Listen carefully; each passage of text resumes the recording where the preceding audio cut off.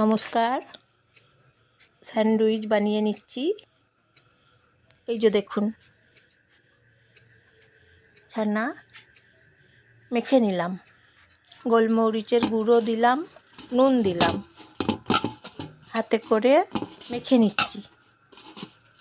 মেখে নিয়ে ভেজে নেব।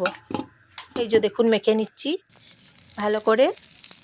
কড়াই গরম করছি, ভেজে নিচ্ছি।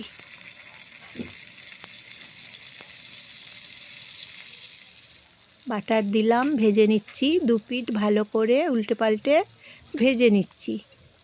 ছানা মেখে নিয়েছি,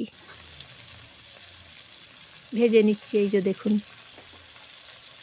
বাটার ছানা ভেজে নিচ্ছি, স্যান্ডউইচ বানিয়ে নিচ্ছি। পাউরুটি নিলাম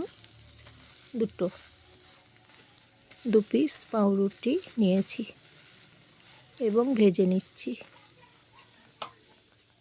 বাটার দিয়ে ভেজে নিচ্ছি, দু পিঠ ভালো করে ভেজে নিচ্ছি উল্টে পাল্টে।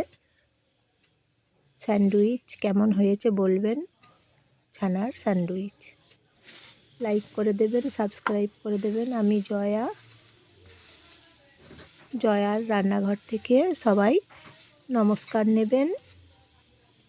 স্যান্ডউইচ বানিয়ে নিচ্ছি, বাটার দিলাম, ভেজে নিচ্ছি। দু পিঠ ভেজে নিয়ে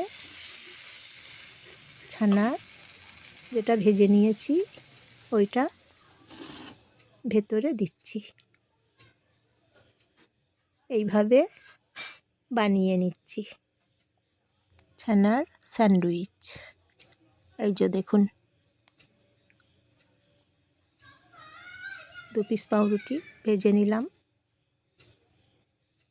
এইভাবে এই যে বানিয়ে নিচ্ছি। দেখুন, কেটে নেবো ছুরি দিয়ে এখন কেটে নেবো। এবারে ছানার স্যান্ডউইচ কেমন হয়েছে বলবেন তাহলে। এইভাবে এই যে কেটে নিলাম ছুরি দিয়ে। এই যে দেখুন, দেখছেন তো।